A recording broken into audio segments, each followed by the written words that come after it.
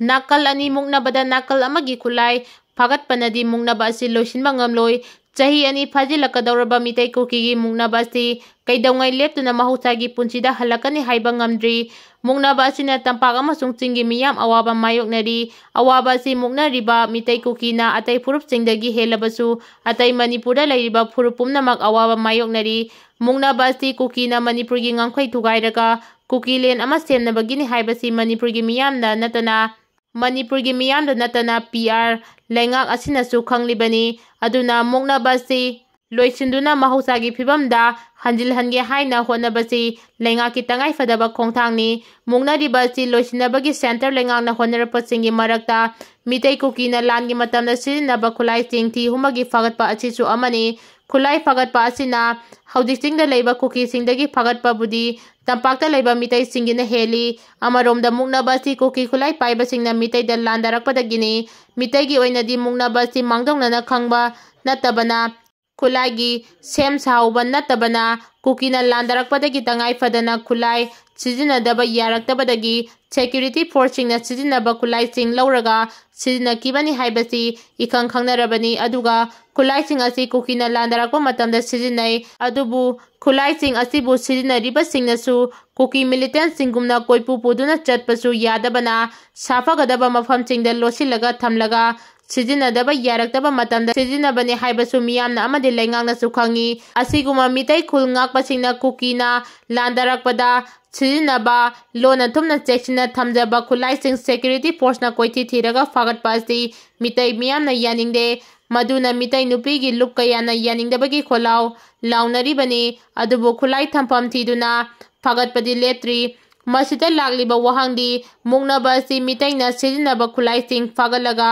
loisinba ngamgadoribra amadi muknaba asi leptana makha adumak chatharabadi khulai kaya thiduna fagatpadagi khulai leitrabadi mamangi matagum amuk security force dagi ai lawrak loidra haibasini araiba makai fagat pikhrabani amuk lawrakpa masana tarai madunadi khulai fagatpagi mahut muknaba asi loisinabagi kari kari thorang lawkhatpa yabagi haibadu khana naneraga lawkhatpana achumba oigani nakal ani muknabada nakal amana phongna khulai pairaga nakal amana lona thupna thamjaba khulai fagatpanadi muknaba asi loisinba ngamloi loisinabagi pambaisu oiroi hainingi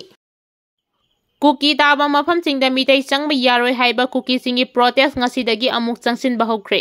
manipur gi hojik oiriba law and order gi phibam asi yenglaga mitai singna thangjing chingda leiba ibudau thangjing khurumba chatnaba thorang tawramba du tokhraba matungda kuki taba mafamda mitai changba yaroi haiba kuki singi protest ngasisu makhatana amuk changsinba hokre haidi kuki singi khongjang adu churchanpur district ki manung chana churchanpur police station konba new janglengphai kangbai amadi foljang hairiba mafam singda ngasi ayuki pung 10 dagi 5 fawa changchingani hairi panba yabade numit kharanigi mamangda mitai kayana moirangda leiba ibudau thangjing khurumlaba matungda thangjing chingda leiriba ibudau gi khubamda yownaba moirangda leiduna thorang tawkibani adum oinamak hojik oiriba manipur gi law and order gi phibam ase yenglaga ahal lamana piba pauta ki matungina khongchat adu tawkibani masiga loinana mitai amadi kuki haiduna khaidokliba buffer zone singda security ki section thorang hanadagi hena lokhatkibani hairi Facebook yengsinba Lwkhre Warep manga lokduna thabak oina paikhalakadori nupi oibi kharana social media platform singda kunai asibu senthaba yaba amadi yengbada nungaitaba post kaya thagalakliba asibu wakhal taminaba amadi lamdam asida leiriba ise isel singi ijatpu kandaba yade haibagi wakhalona mangda thamlaga Facebook yengsinba Lwkhre kauba ama sengkibaga loinana Warep manga amasu thabak oina pangthoknaba Lwkhre haidi thabak oina pangthoknaba Lwkhiba haiba Warep sing adudi mausingna ka henba amadi yengba nungairoidaba video sing photo sing reel sing thaglakpa yauragadi khudakta report piba yariba makai mitai khunai senthaba yaba video sing photo sing reel sing post sagat pidaba Assam amadi kasarda leiriba yumnan sagai olaba ise isal kharana yengbada nungaitaba video sing photo sing reel sing posting thagalakliba asi tawbidaba imung manung puna yengbada nungairoidaba video sing reel sing photo sing khudakta report sing piba amadi kariguma Facebook yengsinba lupna khangliba ꯋꯥꯐꯝꯁꯤꯡ ꯑꯁꯤ ꯊꯧꯁꯥꯗꯅ ꯌꯦꯡꯕꯗ ꯅꯨꯡꯉꯥꯏꯇꯕ ꯚꯤꯗꯤꯑꯣꯁꯤꯡ, ꯐꯣꯇꯣꯁꯤꯡ ꯃꯈꯥ ꯇꯥꯅ ꯊꯥꯒꯠꯂꯛꯂꯕꯗꯤ ꯃꯗꯨꯗ ꯊꯣꯔꯛꯄ ꯑꯐ-ꯐꯠꯇ ꯄꯨꯝꯅꯃꯛ ꯏꯁꯥ-ꯏꯁꯥꯅ ꯄꯨꯖꯒꯗꯕꯅꯤ ꯍꯥꯏꯔꯤ꯫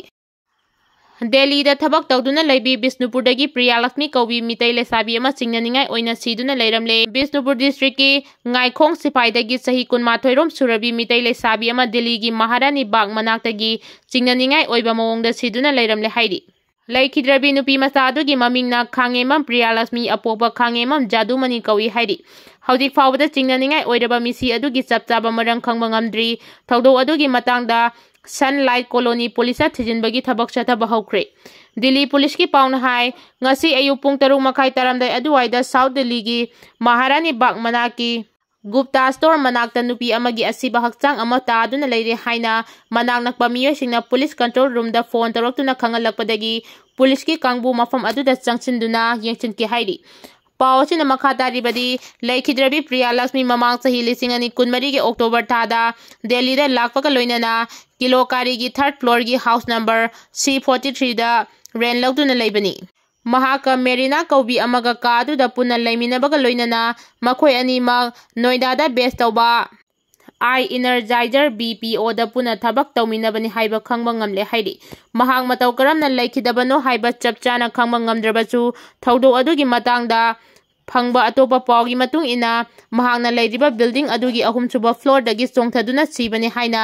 ꯗꯤꯜꯂꯤ ꯄꯨꯂꯤꯁꯅꯗꯤ ꯐꯣꯡꯗꯣꯛꯈ꯭ꯔꯦ ꯍꯥꯏꯔꯤ꯫ ꯂꯩꯈꯤꯗ꯭ꯔꯕꯤ ꯄ꯭ꯔꯤꯌꯥꯂꯛꯁꯃꯤꯗꯒꯤ ꯁꯨꯁꯥꯏꯗ ꯅꯣꯠ ꯑꯃꯁꯨ ꯐꯪꯂꯦ ꯍꯥꯏꯅ ꯄꯥꯎ ꯑꯁꯤꯅ ꯃꯈꯥ ꯇꯥꯔꯤ꯫ ꯏꯟꯇꯔꯅꯦꯁꯅꯦꯜ ꯑꯥꯏꯀꯣꯟ ꯑꯦꯋꯥꯔꯗ 2025 ꯄꯤꯅꯕ ꯈꯜꯂꯛꯄꯗ ꯃꯅꯤꯄꯨꯔꯗꯒꯤ ꯃꯤꯑꯣꯏ 3 ꯌꯥꯎꯔꯛꯂꯦ꯫ ꯇꯣꯉꯥꯟ-ꯇꯣꯉꯥꯟꯕ ꯂꯝꯗ ꯊꯣꯏꯗꯣꯛ ꯍꯦꯟꯗꯣꯛꯅ ꯃꯤꯌꯥꯝꯒꯤ ꯌꯥꯏꯐꯅꯕ ꯊꯕꯛ ꯊꯧꯔꯝꯁꯤꯡ ꯇꯧꯔꯤꯕꯁꯤꯡꯗ ꯏꯟꯇꯔꯅꯦꯁꯅꯦꯜ ꯑꯥꯏꯀꯣꯟ ꯑꯦꯋꯥꯔꯗ 2025 ꯄꯤꯅꯕ ꯊꯥꯒꯠꯄꯗ ꯃꯅꯤꯄꯨꯔꯗꯒꯤ ꯃꯤꯑꯣꯏ 3 ꯌꯥꯎꯔꯛꯂꯦ ꯍꯥꯏꯔꯤ꯫ ꯍꯥꯏꯔꯤꯕ ꯃꯥꯂꯦꯝꯒꯤ ꯊꯥꯛꯀꯤ ꯃꯅꯥꯁꯤꯡ ꯑꯁꯤ ꯃꯈꯣꯏꯅ ꯍꯧꯈꯤꯕ ꯆꯍꯤ ꯀꯌꯥꯗ ꯑꯃꯗꯤ ꯍꯧꯖꯤꯛ ꯇꯧꯔꯤꯕ ꯊꯣꯏꯗꯣꯛ ꯍꯦꯟꯗꯣꯛꯄ ꯊꯕꯛ ꯊꯧꯔꯝꯁꯤꯡꯗ ꯌꯦꯡꯂꯒ Trikon for world foundation, under ministry of social justice and empowerment, government of ꯏꯟꯗꯤꯌꯥꯅ ꯆꯠꯂꯤꯕ ꯆꯍꯤ 2025 ꯑꯁꯤꯒꯤ ꯃꯦ 12ꯗ ꯅꯦꯄꯥꯜꯒꯤ ꯀꯣꯅꯨꯡ ꯀꯥꯊꯃꯟꯗꯨꯗ ꯄꯥꯡꯊꯣꯛꯀꯗꯕ ꯇ꯭ꯔꯤꯀꯣꯟ ꯐꯣꯔ ꯋꯥꯔꯜꯗ ꯐꯥꯎꯟꯗꯦꯁꯟ ꯏꯟꯇꯔꯅꯦꯁꯅꯦꯜ ꯀꯟꯐꯔꯦꯟꯁꯇ ꯈꯨꯠꯁꯤꯟꯅꯒꯅꯤ ꯍꯥꯏꯔꯤ꯫